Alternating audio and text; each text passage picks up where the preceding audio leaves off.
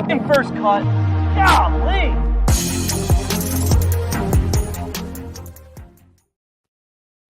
Welcome to the First Cut Podcast. I'm Rick Gehman, and this is your mega preview pod for this week's Zozo Championships. It's storylines, it's best bets, it's one and done. It is Patrick giving me tips on how to get around Sydney. Patrick McDonald is here. Hello, Patrick. Good day, mate. How you doing? Top of the morning to you as well. People forget the old Australia used to be, I believe, a penal colony back in the day for England. So good day, mate, as well. And I'm happy to see your shining face. You look terrific. Thank you very much. Yes, I'm getting a lot of natural light right now. We are, I assume this is considered downtown Sydney. Things are going quite well. And yeah, you and I haven't connected in a bit, so this will be fun. It will be. I voted today, early voting, got in line 5 minutes before the polls opened. Third person in line. Was a little surprised given the news stories I've been reading. And I have it on good authority, Rick, that I myself, although I casted votes, I received a few votes for the District 20 school board here in South Carolina. I have 4 votes to my name. There are, I believe, 2 candidates, but 3 positions open. So perhaps you're looking at a future politician. So you think that you can orchestrate a write-in campaign for that third seat? So when they tally it all up and it's like 100,000 for candidate 1, 99,000 for candidate 2, 6 for Patrick McDonald. Those will be the three seats that they'll fill. I would hope so, but I wonder if there is a minimum threshold of votes required. Oh, that sounds unconstitutional. That doesn't sound very democratic. Yeah. How can you have minimums? It's let the votes count. Let the people's voices be heard. That's what I'm thinking. So I'm excited. I might start campaigning here over the next week, a real race to the ballot box, so to speak. And District 20, get out and vote. I'm not quite sure where District 20 is in the state of South Carolina. Don't admit that. And I'm not sure if you need a kid to technically be on the school board, but I'm guessing no, because that too also sounds a bit unconstitutional. It does sound a bit unconstitutional. District 20 of South Carolina. Oh boy, that I got a lot of search results that are not going to be very helpful with this. Do you want to, while we're at it, do you want to tell people, 1, who you voted for, and 2, what your email address is so that they can send you all their hate mail and half the country can be very upset with you? Yes, I actually I voted for Patrick McDonald for this school board position. And then I will say the local races here are unbelievable in the name category. Like names you would think are made up type. Okay. I did see the first result that popped up when I typed in to Google District 20 South Carolina was Senator Dick Harpootlian. I was giggling like a little schoolgirl at 8:30 this morning, just going through these names, and the people next to me are giving me the side eye, and I'm like, "Hey, watch it, pal. You don't need to know who I'm voting for." Yeah, that's right. Okay, well, very good. I mailed in my ballot before we left, so I will not even be in the country when the election result on election day, which is like that's probably a good thing. I know. Is it? I think it might be a good thing. Yeah, I think you're doing it right. Okay, so go ahead. No, I will say you're podcasting from Sydney, Australia this morning, your time. And I think, have you heard of the app Places I've Pooped? Oh, no, but I mean, I can track where you go number 2. Right. Yeah. I figured as much. I think we need a tracker for you. Places I've pod. I've potted from some You've weird been all over the place. I know.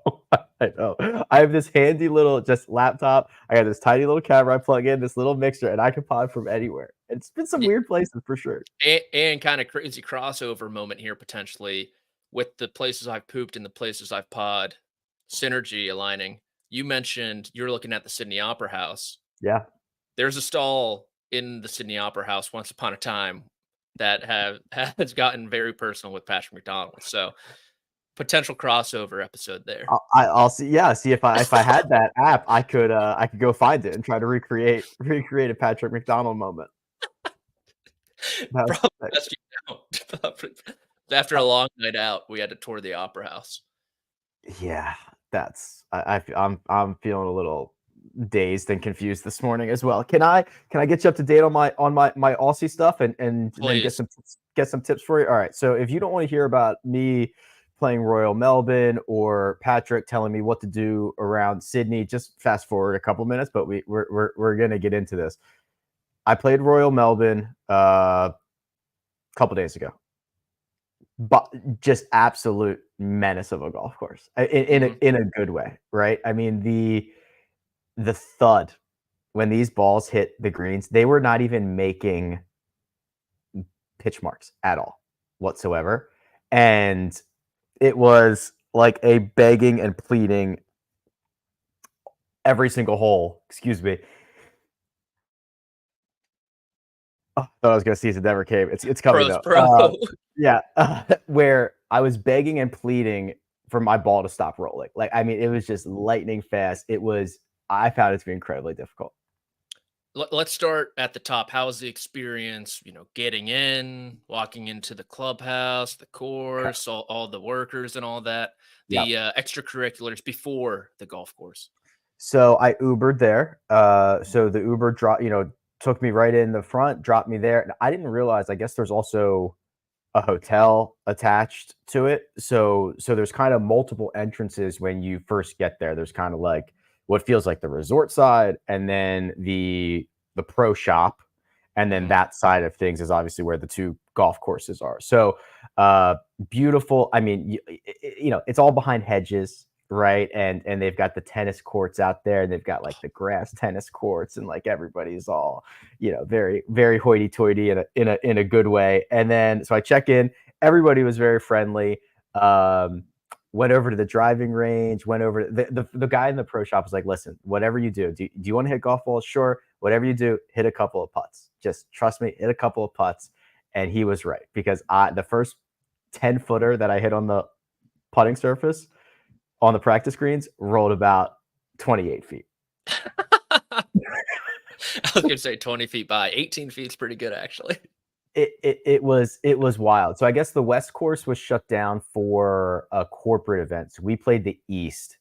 And I don't know if you've experienced this. Like our culture, our golf culture is so different in America, right? Where I feel like here and a lot of other places, it's very club oriented. So like people like introduce themselves like, oh, hey, I'm from so-and-so club. And a lot more people belong to clubs because it's a lot cheaper. It's a lot more accessible. And immediately people were like, oh, where are you going to be next? Oh, you're going to be in Sydney. I know somebody in Sydney. Let me make a phone call. I mean, people who met me 2 minutes prior are reaching out to their friends to see if they can get me on their club in Sydney or their club in Adelaide. It's just a very huge like club networking culture. Sounds like it. Very different from the US, where it's more hoity-toity. Ties are all the way to the top. I worked and earned this membership through business ventures, who I knew. Why should you also get to, enjoy my riches, so to speak? Yeah, and it feels that way. And this is much more so. So I actually, believe it or not, like 3 days. So I booked Royal Melbourne like 9 months in advance. Okay, like that. Okay, I got a tee time here in Sydney for tomorrow, like just because somebody knew some like 3 text messages later, I got connected to somebody who's a member here, and they got me. It's just like it's crazy how fast and how hospitable these people are. So who'd you play with? That's one question, and then I have a few about your actual round. Yeah, so I played with a member of Royal Adelaide. So at Royal Adelaide, he told me it's like an 8-hour drive from Royal Melbourne. So and they're reciprocals. They're right. So they I guess can play at each other. So a member from Royal Adelaide, and then 2 guys from Western Australia. So from like Perth. Wow, crazy SOBs, I bet. Yes. Why? How, are they all like that? Other side of the outback. I've nice guys, but I would not cross them. Yeah, that's what I've heard about Western Australians. What I found interesting is he said, the one guy said, I'm 46 years old. I've only been to Melbourne, so like the east side of the island. He said twice in my life. He said they just don't go. They don't go coast to coast. They just stay on their side.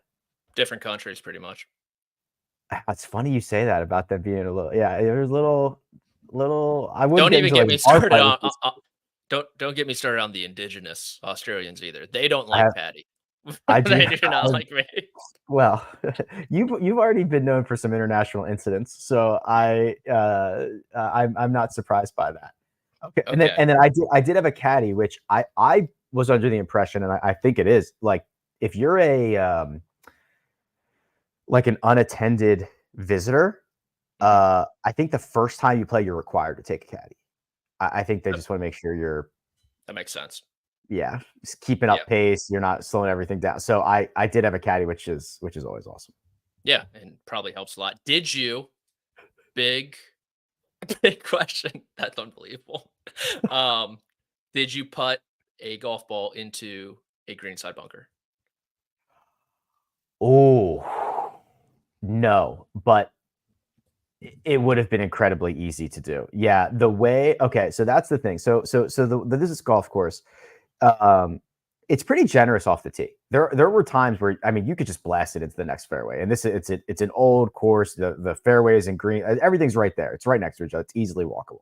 So you could blast one into the opposite fairway, but the closer you got to these greens, like you better be on full attention. You know, I was greenside. I hit some shots greenside that I thought were perfect. The best shot I could have ever played. Nowhere near holding the green. It's rolling for the next 10 minutes. It's just gone.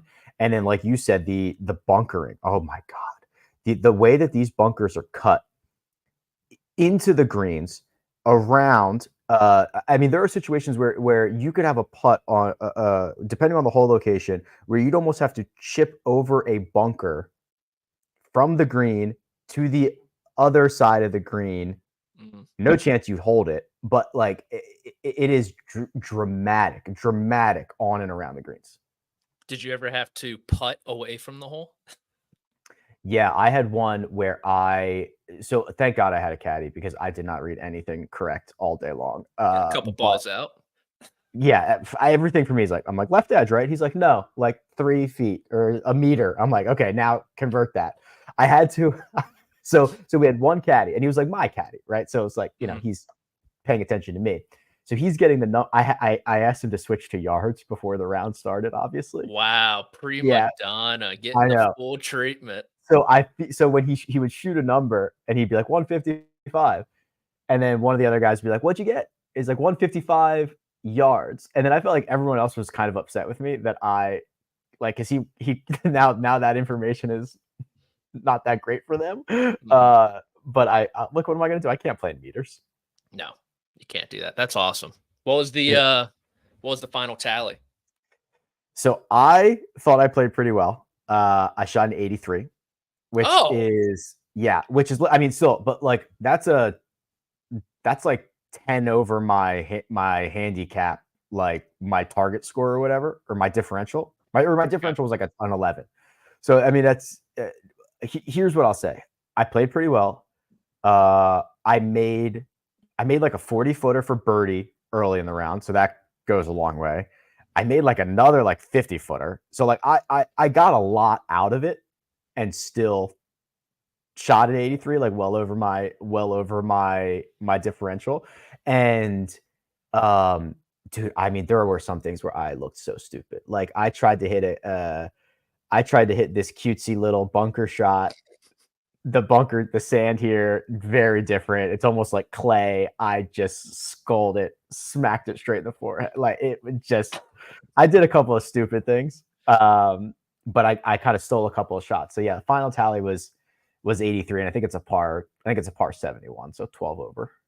83 first time around is 75 second time around. Yeah, and I made like 4 or 5 pars in a row. I mean it was like it's very easy to make bogey. Like, it's just so incredibly easy to make bogey. You know, I would hit 2 good shots, fairway, and then either on the green or around the green. And it's like, I'm staring at bogey here, right? Like, I'm just trying to get this thing to, it just was so difficult. But we got a perfect day. It was awesome. And that was my first of 4 rounds that I'm going to play while I'm here. You poor thing. I know. My wife's the best, isn't she? Oh my God. What else are you guys doing? So we went to an NBL game, National Basketball League. We are going to walk around Sydney today. I'm going to play golf tomorrow. We're going to go up to Cairns in a couple of days, which is like Great Barrier Reef stuff. Yep. You're going to the hostel.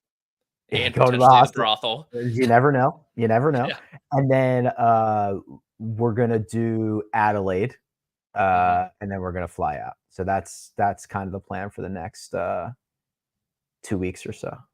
I will say for Sydney, definitely utilize the ferries. It sounds like you are right by one of the main ferry, I don't want to call it a port, stations, and you can hit all these different little beach islands and stuff. Manly Beach, I had a good friend who grew up there. Great beach town, awesome. Cockatoo Island used to be a little penal place. I remember going there. And then Bondi, if you want to go. That's on the list. Yes. Bondi to Coogee, I think it is. Yes. Yeah, it's a really cool walk. The cemetery's really, really pretty, which sounds kind of counterintuitive, an oxymoron, kind of. But it's a great walk.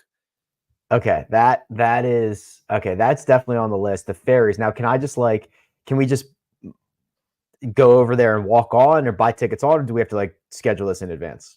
No, you go. It's like the metro or the subway, but for Sydney. That's pretty sick. Okay, yeah. Which, by the way, the public transportation is awesome. Oh, it's very good. It's like we've Ubered a couple places, but we've just mostly been on trams and trains and whatever else it takes, and it gets you anywhere you need to go. And if you want to do something very touristy, yes, you can do the bridge walk. You can sign up online, and they put you in these jumpsuits, and you climb up the bridge in the Sydney Harbor. What do you mean climb up it? Like walk up it? Yeah. So I mean, I think at some point you might have to climb a ladder. No, just stairs, perhaps. Probably just stairs. But you're like hooked in, and you're walking it with you have an earpiece in and a microphone. You kind of look like a 2000s pop star, so that the tour guide can tell you everything, and if you have questions, you can relay it back. Wow, it's pretty cool. Okay, well, I'll add that, the bridge walk. Okay, well, listen, we're going to continue. We've got other news. There's TGL news. We will eventually talk about the Zozo Championship. We will maybe get back into Sydney and other things that Patrick has done that he can let me know about. But first, we are going to pay the bills, take a quick break, and hear a word from our partners. Boise State battles for the top of the Mountain West as they enter Rebel territory on CBS Sports Network. And we're back. All right, Patrick, little bit of golf news, I suppose. TGL schedule is out. 15 regular season matches. By my count, it is over what I would consider 8 weeks because there are some weeks early on where there's only like 1 match per week. And then you see as the schedule goes on, there might be 3 in one day, or there might be 5 over the course of 2 days. So it's essentially 8 weeks to get 15 regular season matches. Then they'll go to the playoffs for 4 days, but that's only over 2 weeks. So finally, we have the schedule. We've got an idea of what the ticket prices are going to be, and we are less than a little bit more than 2 months away from getting this thing kicked off on January 7th. I've been on the edge of my seat for months waiting for this announcement. So it was pretty much Christmas morning for me yesterday when this was dropped. How about neither league founders, Tiger Woods nor Rory McIlroy, playing in week 1, but instead the New York Golf Club, which TGL for their, I guess, promo shoot, they had one big player from each team kind of representing them. They didn't go with Xander Schauffele. They went with Matt Fitzpatrick, the Englishman. I thought that was a bit disrespectful.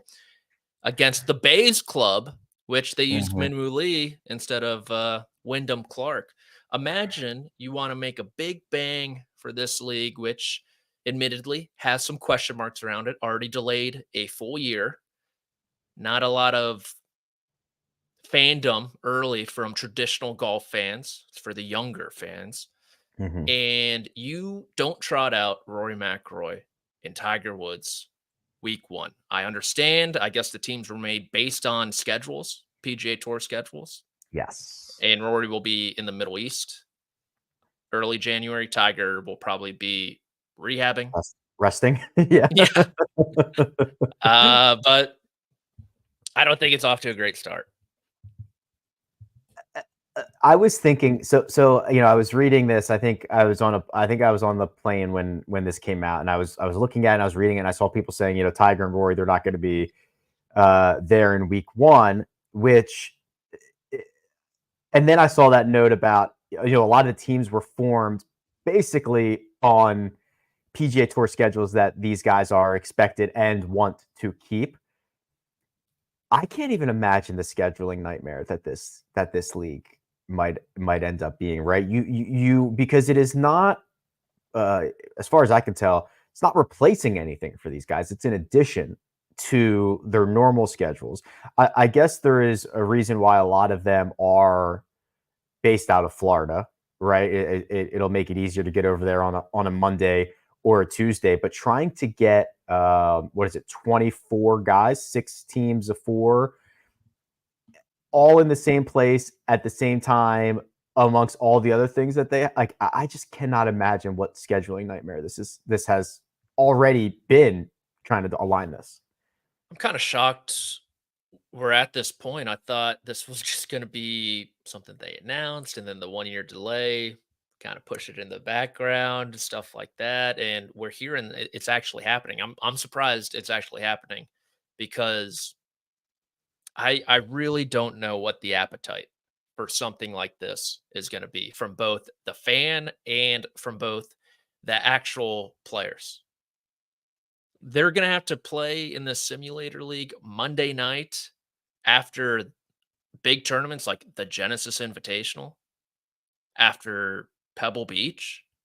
They're going to have to go from California, fly. I understand they have their own private jets chartered for them for all the overnights or the quick turnarounds, but it's kind of ridiculous. I'm interested to see what the appetite is and how this ends up, because I think the tone, we learned this a lot with Liv. The tone, I think, matters. And the tone of Liv has been very, on site has been very casual, right? They play music throughout. Often teammates are paired together, grouped together. It does not feel serious, but there are a lot of times where you're asked to take it serious. It's a really fine line. What is that tone going to be set here? Is TGL serious, or will it be fun? Will Minwoo be smashing drives into a simulator screen that's 6 stories high or whatever? It's ridiculously huge. And is it just going to be this really unique in-person experience for 1,500 people, in-house? Like I think the tone is going to decide whether this is well received or not, because you don't want anybody coming out and saying, "Hey, this is more important to me than the Ryder Cup." That would be just insanity, right? Who would do that?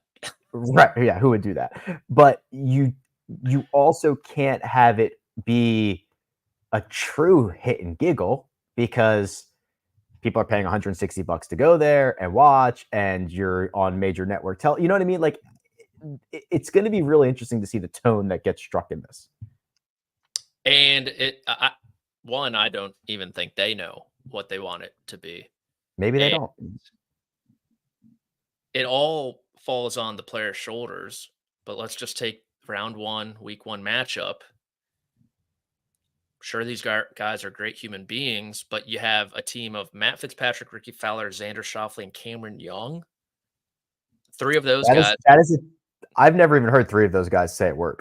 Exactly. That's what I'm saying. What kind of personality do these guys have? This entire venture is going to be personality driven. If there's any shot of success, it is for these 24-hour, 48-hour shelf life clips of someone talking smack to someone else. And even then, they're golfers, right? Golfers by nature are nerds. It's like when people are coming at me on Twitter for something and calling me a nerd, it's like, yeah, pal, I'm Yeah, into golf. that's That's a a given. feature. That's a feature, Yeah. not a bug. Yeah. Yeah. And then they're going against Ludwig, Wyndham, Minwoo, and Shane Lowry. Okay, that team probably has a bit more bite, Yeah. but I think it's a kind of going to be tough moments to watch, I bet. Yeah, I'm interested. So also we're getting more details about what that format looks like. So these are supposed to be 2-hour matches. There's kind of 2 sessions in each match. They'll play 3-on-3 for 9 holes, alternate shot. I imagine that would go fairly quickly. Then there are 6 holes of singles play, and then you'll see kind of a point system. It's not identical to hockey or European soccer, but 2 points for a win, 1 point for an overtime loss, 0 points for losing in regulation. And then after the season, the top teams will advance to the playoffs and they'll battle it out there. I hate that I know so much about this. So the singles, there's 6 holes, only 3 guys are playing, so each of them play 2. And then I think there's something to do with a potential hammer. You can make There's a hammer.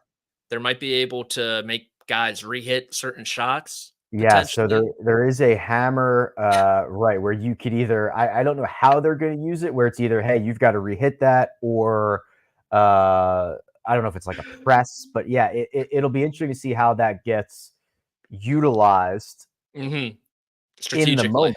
Yes. A lot of strategery involved with the hammer in this TGL shot clock as well. Referees too. So yeah, so the shot clock, I was speaking to somebody over there, and it so as you're waiting for your shot, the players will have access to I don't know if it's a tablet or a screen or whatever, where they can essentially aim the simulator, get it in the direction that they want, see what's coming up, so that as soon as it's their turn, they can go in there. The screen will change for exactly them, their aim. So they're trying to do these things where, yes, the shot clock matters, but like let's play ready golf, right? Like let's get ready before it's time to pull a club from our bag and get over there and keep up pace.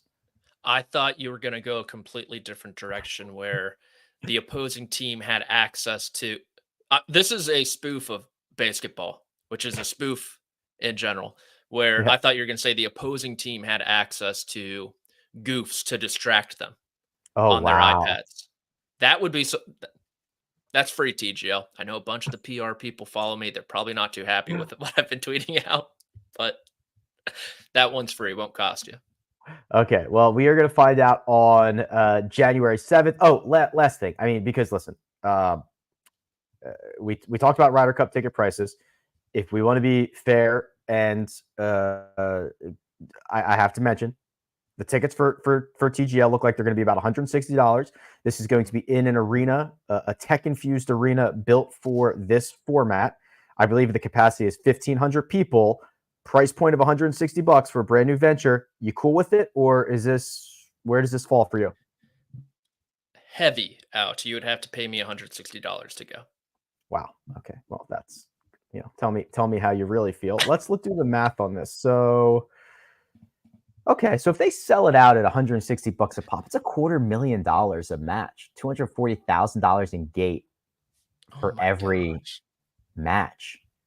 I thought it was going to kind of be chump change, because I was like, oh, there's millionaires and billionaires involved in this. That's actually more than I thought. If they, of course, the caveat being if they can sell it out on 3.6 million for the regular season. That comes out to. Yeah, and that doesn't even factor in the merchandise, which will be flying off the shelves, and probably doesn't include parking. No, I have no idea if it does or not. Yeah, I mean, I don't know. It'll probably be a better viewing experience than like the Ryder Cup, which is hard to follow in person, but it will not obviously have the juice. I don't know. What would it compare to? Like going to a hockey game, like a 2-hour like arena that is made for What? Hockey's so much better than guys hitting golf balls into a big TV. Well, listen, I mean, the in-person hockey is This the is top. comparable to, remember, in-person hockey is all time. Yeah. Yeah. Oh, And yeah. you're Okay. No, comparing this to that? I'm just talking about like the venue. I'm saying it's not like Oh. I'm saying it's not like general admission where they just like you just sit on the lawn or whatever, right? I'm talking about like a venue situation. Oh, like the size of it. Yeah. Yeah. This is And like probably and like and hockey's a good viewing experience. And like I'm assuming the seats that you get are going to be good because they made this entire venue specifically for this. yes, no, the viewing experience will be great. You'll be close to the action. You'll Yeah. be able to see everything, but what they're viewing is nowhere close to hockey. Will the players sign autographs and interact with people in the stands? Because that would be a pretty big selling point for a lot of people. Hey, I was able to get, I mean, because Tiger doesn't like stop and sign autographs during like, on practice rounds. Will he sign autos? Like when Rafa Nadal comes off the court and the kids have their big tennis balls and he signs 10 or 12 before he heads into the locker room. Does that happen? I'm glad you brought up tennis, because you know what this actually does remind me of, now that you brought it up, are the little exhibitions that the stars do before majors, where they're mic'd up, they're playing 2-on-2, they're goofing around, they're talking a little trash. This is the equivalent to that. I think it's pretty apples to apples. So if they do sign autographs, you're going to get a lot of interest from those weird guys from, I don't know, 25 to 55, even 60, who are just autograph thieves. They're hounds. I actually used to know someone who would pose as a team worker for X team, let's call it Patriots when Tom Brady was there, and call every hotel that was in the city. He'd have some line, and once he got the answer from the hotel, he's like, I know that's where they're staying, and he'd just camp out there for days trying to get an autograph. So those people, this could be their target audience.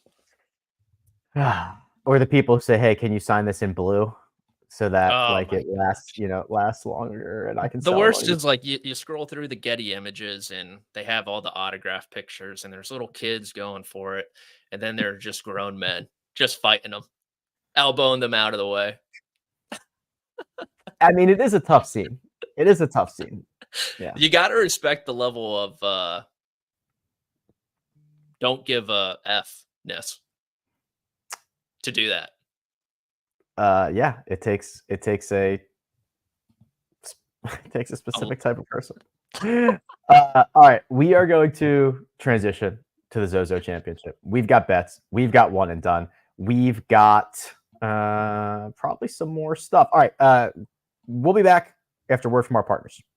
CBS Sports HQ, giving you college football coverage unlike anyone else. We're talking Big Ten. Pre- and post-game coverage. Are you encouraged with the way that this team responded? Along with breaking news. A lot of movement in the rankings this week. Highlights and expert analysis. That streak could be in jeopardy here. Sure. What was your main takeaway from this game? How impressive was his domination?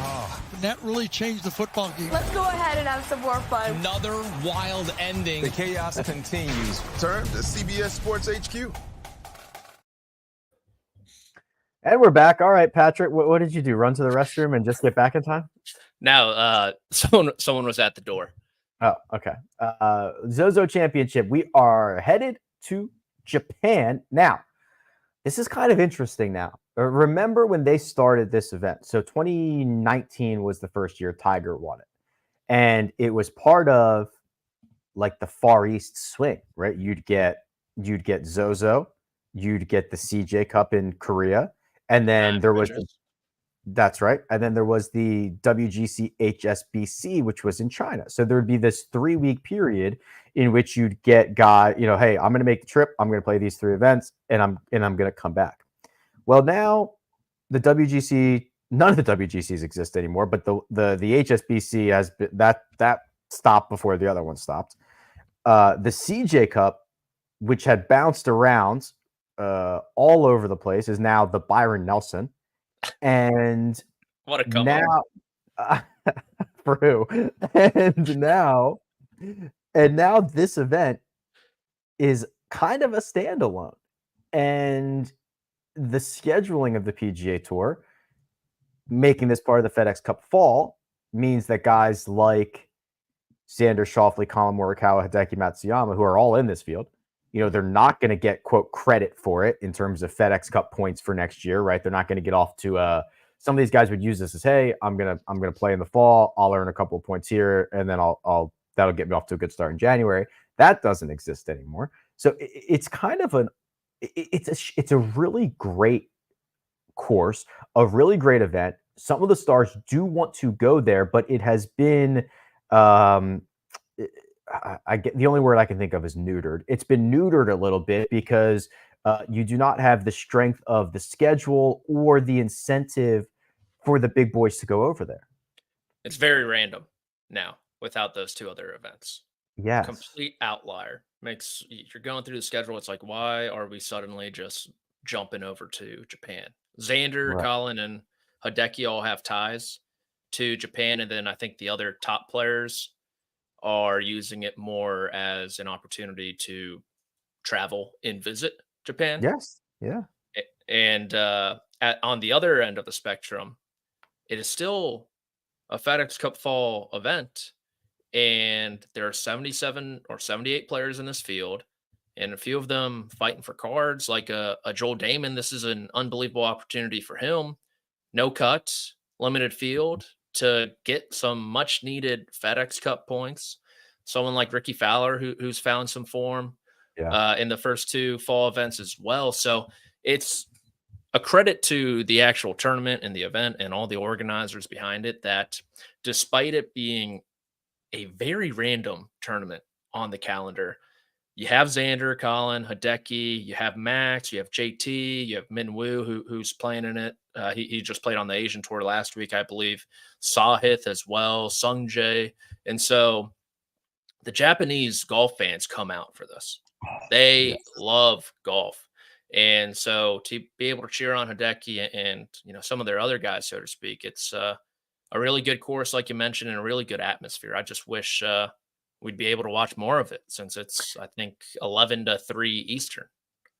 Yeah, it is tough schedule wise, and because it's not a multi-week thing, it's hard for people to get into their routine. It was one thing when you had 3 events in a row that were kind of coffee golf. Did you see that video I sent you with the college football player? Tyler P's in the chat singing "We Bring the Boom." The Lions kicker did it on Sunday after hitting the game winner. Yeah, I mean, why not? I mean, the lasting effect of that. I mean, it's been stuck in my head since we brought it up the other day. Yeah, so we mentioned, so there's kind of a couple tiers of golfers here, right? You've got Xander, Collin, Hideki. That's kind of the big 3, but then you've got Max Homa here, right?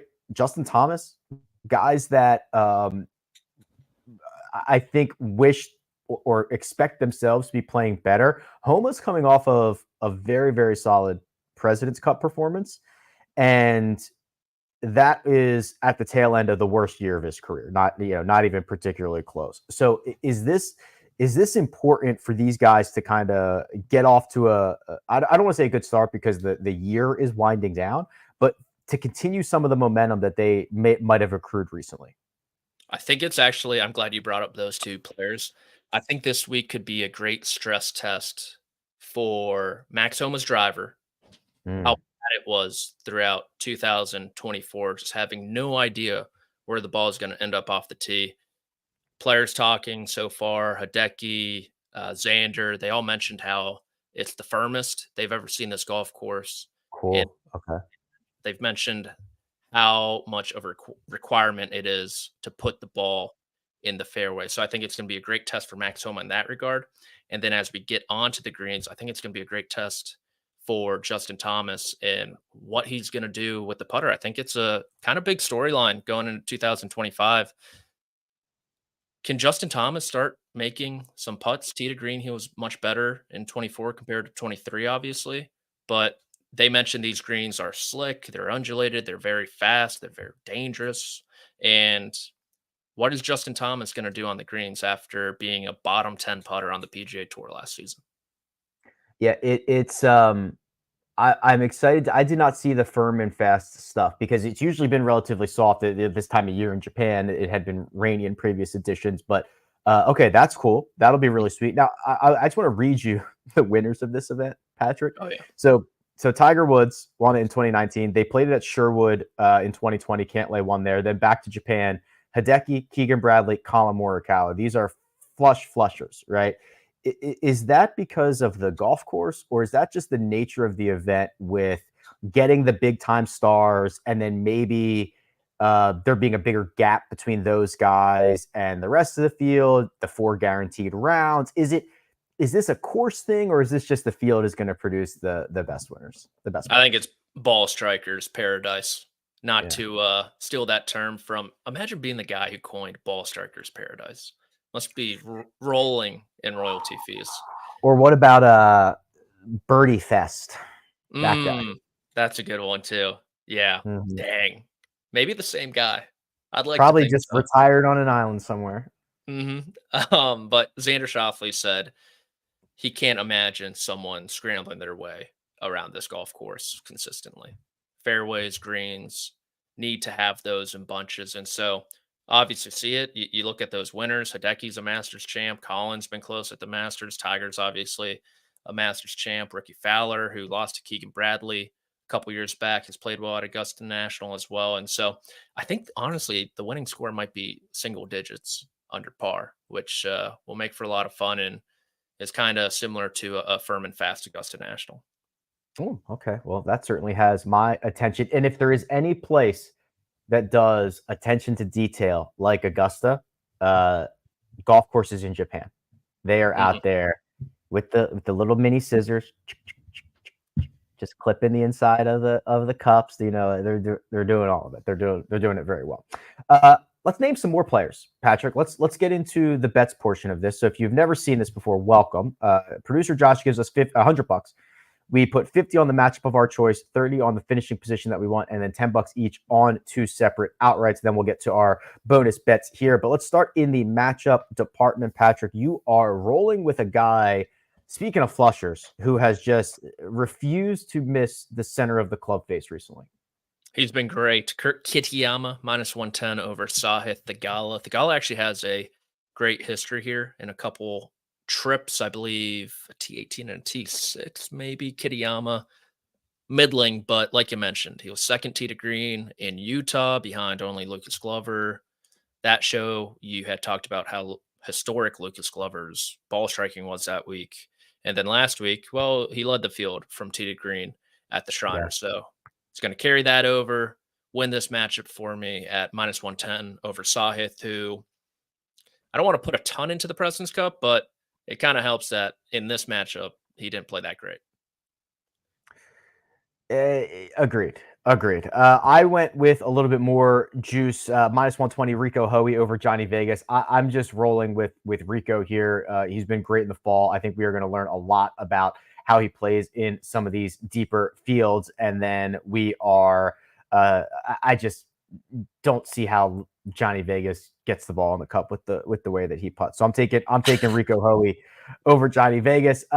Finishing positions. I'll start here, Patrick. I went Seamus Power top 10. That's 3-1. Did not play well at Shriners. Never plays well at Shriners. And he is a light version of Xander, where he's got this well-rounded game right now that I think no matter how this golf course ends up playing, I think there's a path for Seamus Power to find a bit of success. You mentioned this guy earlier. You're rolling with Ricky Fowler here. Where do you have him finishing? Got him for a top 20 +190. Clearly, it's the FedEx Cup fall, not only for the players, but for Josh, since he forgot the Ricky Fowler drop. Fowler. There it is. I'm prisoner of the moment, recency bias, whatever you want to call it. I watched his Thursday round. That's the only golf I watched of his this past week. He hit every single fairway, Rick. He did not make a bogey. And so I think he carries that to Japan, continues to drive the golf ball well, has a mini driver in his bag too, which he's hitting well, and finishes top 20 in the 78-man field at +190. Yeah, remember, small field, no cut. Ricky Fowler to finish top 20 plus 190. Seamus Power to finish inside the top 10, 3-1. Two separate outrights here. Patrick, you went kind of the middle of the board with some high upside golfers. What did you find for this week? High upside indeed. I didn't really know what to do. I think like Hideki, Collin, and Xander, probably one of them is going to win. They've been very good. So went deep. Siwoo Kim at 35-1. Has been hitting the ball great going back to the postseason. Was great there at the President's Cup too. Ball striking machine. Signed me up for that. And then just I took the bait. Max Homa at 55-1. He could, if he drives the ball like he did this last season, he could finish last in this field. I don't think that's an exaggeration. I don't think he's going to hit the ball like he did this last season. And at 55-1 for a guy when he gets in the mix is a very good closer. I'll dive in. Why not?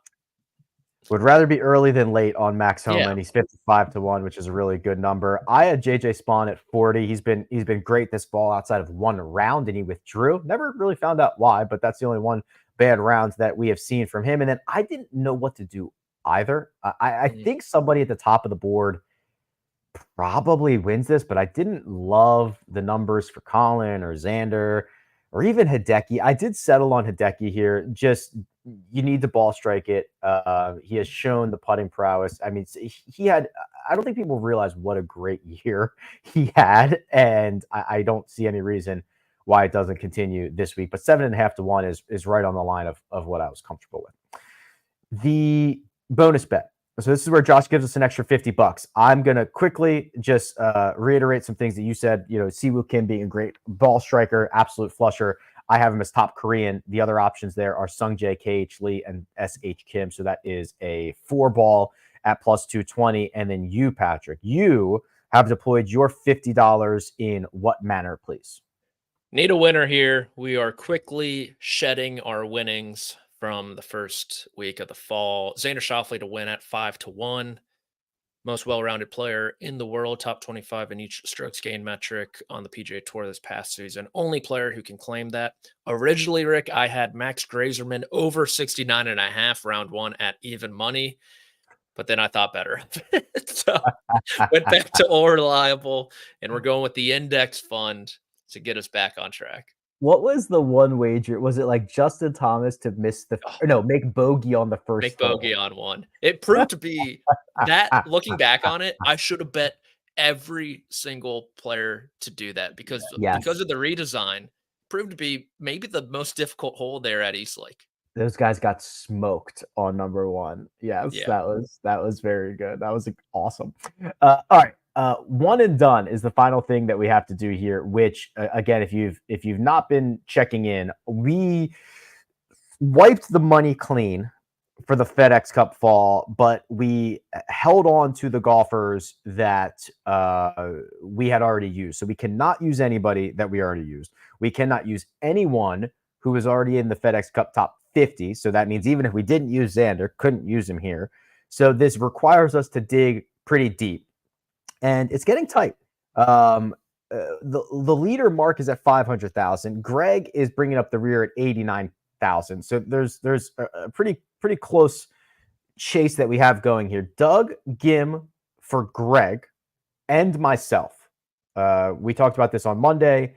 This is he's been striking the heck out of it. I'm a little bit worried that he's not going to putt as well as he did at TPC Summerlin, which is the course that he knows probably better than anywhere else. But I'm going to take my chances with the way that he's been hitting it. Patrick, you are only about $240,000 out of first here. So a good week from you could certainly go a long way. Who did you pick for this week?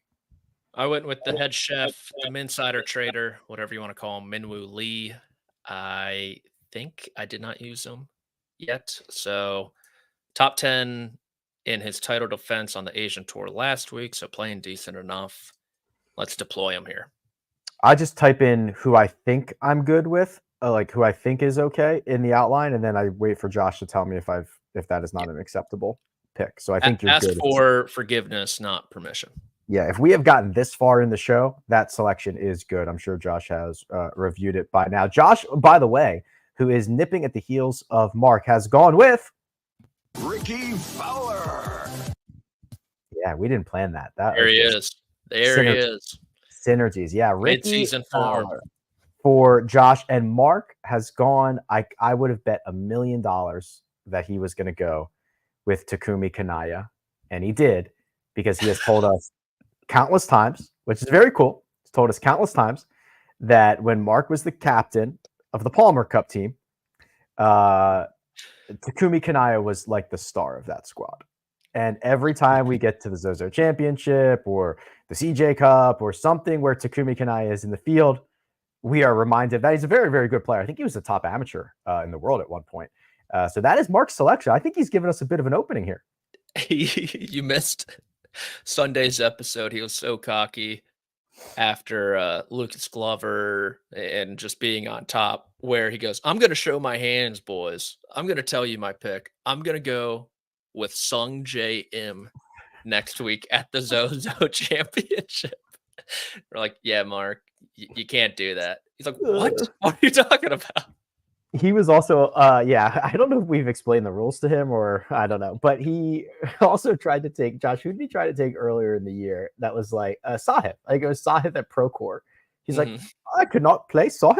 They were like, "Nope, you can't," because he's like the 5th ranked player in the FedEx Cup standings. Like, you cannot take him. So he was upset by that. So just for review purposes, Mark leads the way, 507,000. He's going with Takumi Kanaya.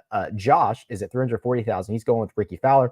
I am at 247,000. I'm going with Doug Gim. Patrick at 240,000. Minwoo Lee, and Greg 89,000 has also gone with Doug Gim. I have some breaking news, Patrick. Oh gosh. And you know it is endorsement season.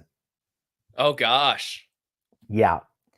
And Josh, if you could share my screen, there's a big endorsement that has just come through here. AJ and Big Justice are bringing the boom for the New York Yankees. Gotta bring the boom. They have endorsed Mama Justice is out there. She's doing the dance. Put him on the boom meter. There it is. They have endorsed the New York Yankees in the World Series. I imagine it's over. I imagine it's going to be a sweep. Congratulations, New York Yankees, your 27th, 28th, something like that championship. Congrats. We're Costco guys. Of course we cheer for the Yankees. What a double chocolate chip. Double chocolate chip, whatever. Cookie. I cannot believe we're still talking about that. That is hilarious. No, dude, SNL did a skit on them too. So it's time after the World Series. I think it's best for America. We move on from this phase and bring the boom elsewhere. November will be a time to usher in a new president, a new world champion of baseball, and usher out AJ and Big Justice. Was AJ and Big Justice endorsement the October surprise? I think it might be. Yeah. Some are saying. Many are saying. Yeah. many are saying. Not me, but many. Not me, but many have said. Also, big news. I don't know if you are aware. I mean, I know you are aware of this, Patrick. You're aware of everything. There is no PGA Tour event next week. They give the boys a week back to get to Mexico for the WWT. So what do we like to do on weeks like that? Yeah, probably a mailbag, maybe trivia. I hope not, Josh. Maybe I'd have to we got to do a mailbag. No trivia next week. So we have been stockpiling some questions, and we are opening it up for more. You can reach Josh directly. He will read every single email and he will reply favorably. Yes. The email address, it's in the description, but it is firstcutpodcast@gmail.com. FIRST cutpodcast@gmail.com. Questions, concerns, comments, anything you want. And also, Josh is not above bribery. He said that he will give preferential treatment to the questions if you also leave a 5-star review on Apple Podcasts or Spotify. It is free for you. It goes a long way for us. That is the deal. But we will compile these questions and we will answer them at some point next week. Yes. And it doesn't have to be just golf related. It can be anything that's on your mind. Bring any type of question. I'd prefer it's not golf related. We talk about I golf would too, honestly. constantly. Yeah. There's no golf next week. So if you want to go off the beaten path, maybe you have some trouble in your life and you need some advice from Rick and Patrick. We can give it to you. We could do like relationship advice. We could. I mean, I'm on the scene.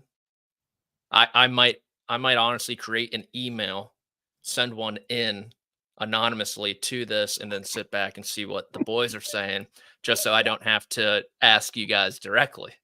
We need a like an Ask Patty segment every single pod. Like, hey, Patrick, like yeah, exactly. Stephen A's Ask segment are hilarious. It's that Greg guy on Twitter just asking him crazy questions, and he takes them so serious. Here's what I do, Greg. That